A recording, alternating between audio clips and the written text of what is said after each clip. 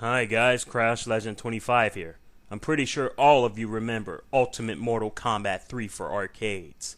That game was a success. It was a massive hit, and it took arcades by storm, just like every other Mortal Kombat. And with that success comes the opportunity of having the games ported to various consoles. And Ultimate Mortal Kombat 3 was no exception.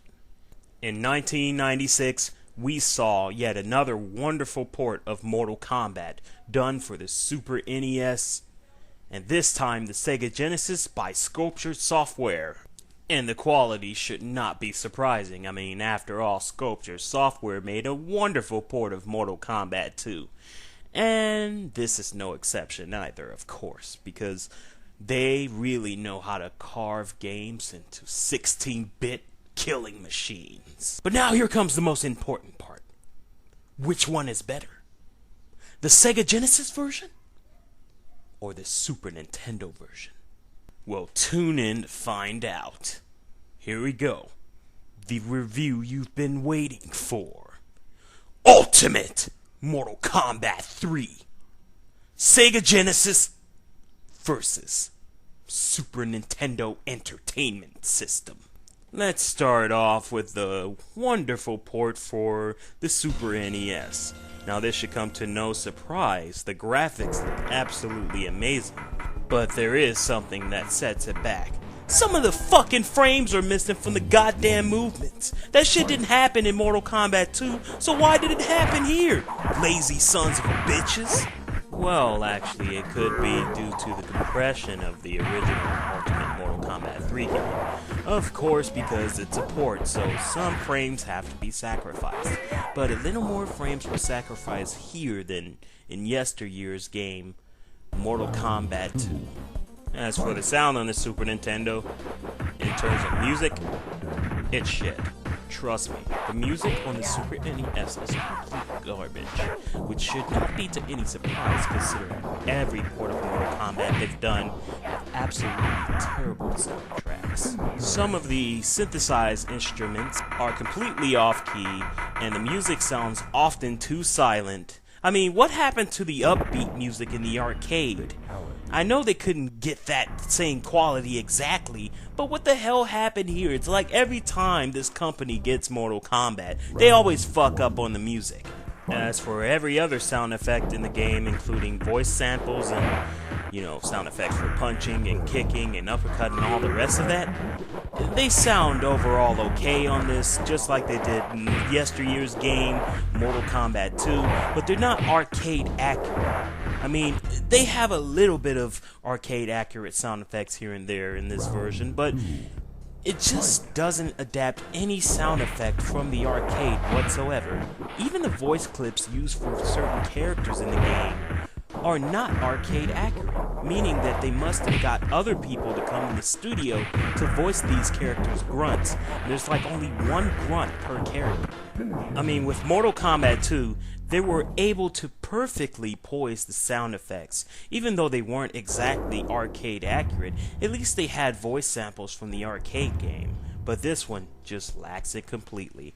There's just no excuse for it. It's absolute bullshit.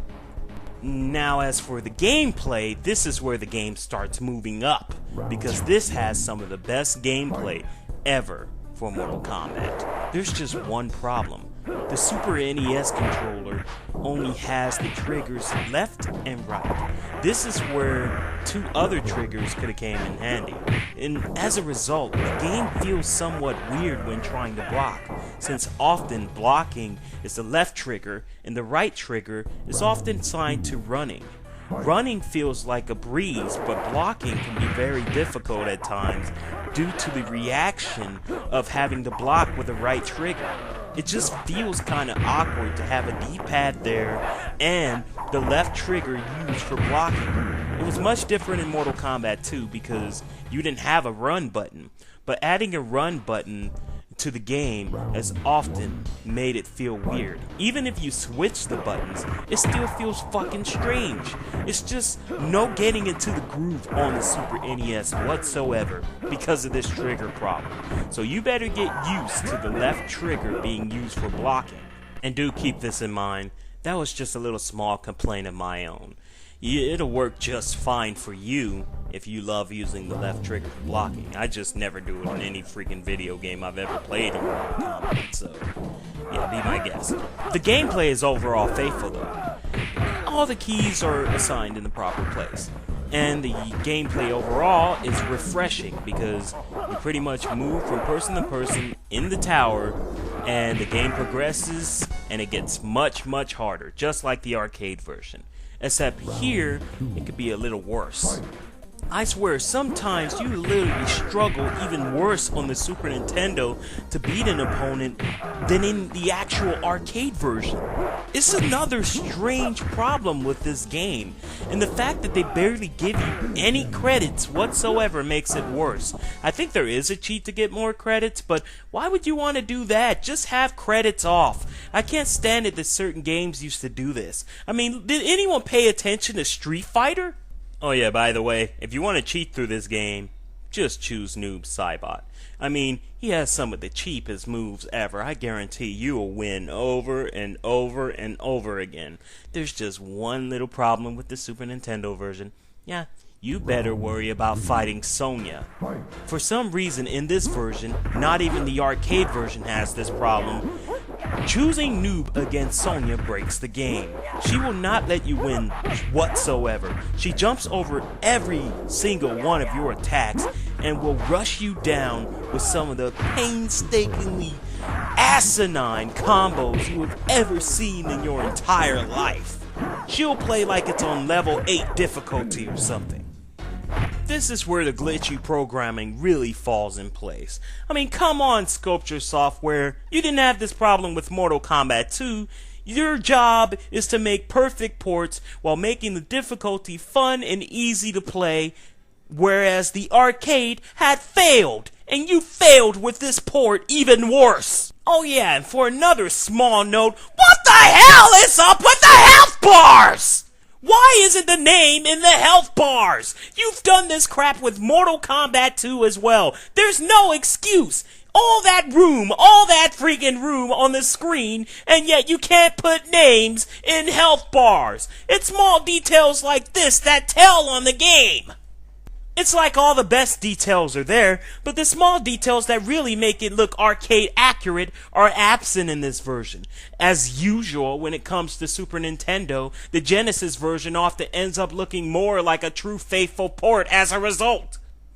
But don't go thinking this port is bad. It's not bad at all. It just has a few problems and a few things that sort of stray it away from being arcade accurate. Now moving on to the Sega Genesis version. This port really surprised the hell out of me. I mean, there's certain things about it I would have never expected. But it's made by Sculpture Software this time, so it has to be somewhat arcade accurate. Unlike the probe versions of Mortal Kombat 2 and Mortal Kombat 1, this one puts all the finer details in the game without leaving anything out. The only thing that's missing is the voice samples for winning, but that's missing from the Super NES version as well, due to the limitations of both cartridges. The graphics are overall amazing this time around, and it seems often like Sculpture Software put more love and care into this version than they did in the Super NES version. Now that's a very strange case, seeing that Probe Software never added the finer details in their games, but Sculpture Software put so much love and care into the Sega Genesis version to the point that even the health bars have the names inside of them, as well as the dragon logo for the wind bubbles. Why can't the Super NES do that one again? It's the same company! All the detail in the stages are there, all the grunts for fighters are there from the arcade version, ripped exactly from the arcade, as well as sound effects. And if the sound effects could not be simplified for the game, they simply went in and tried to get as close to the sound effects as possible. Unlike the Super NES version. Oh, why? The controls are spot on this time around, especially with the 6-button controller, because B and W are wonderful buttons for running and blocking. It even feels better than how it is on the Super Nintendo because of it. But if you have a 3-button controller, you might as well shut the game off right now, because trust me, it'll be an absolute nightmare trying to play that game. Trust me, I've tried it. It did not feel good. Fatalities are also very easy to pull off this time around. Oh look, another point for Sega Genesis. The music is also some of the most amazing I've heard on the Genesis, as well as in the ports of Mortal Kombat, period.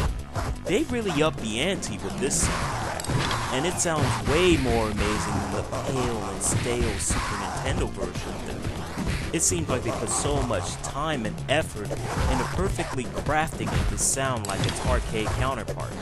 Not even most of the notes play off key in this one. They are often infamous for doing that in probe software's parts.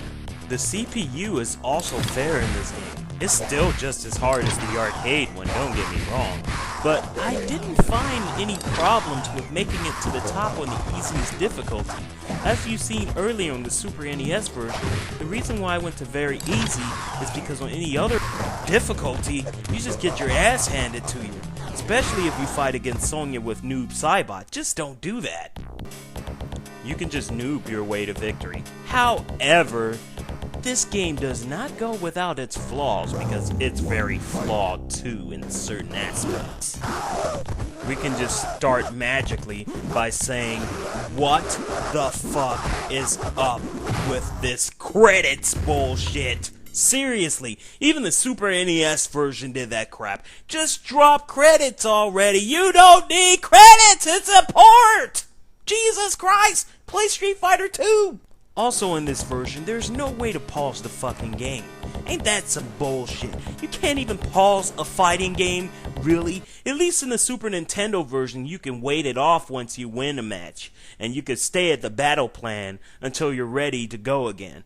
But I was not able to find a way to do that in the Genesis version, which just feels unfair.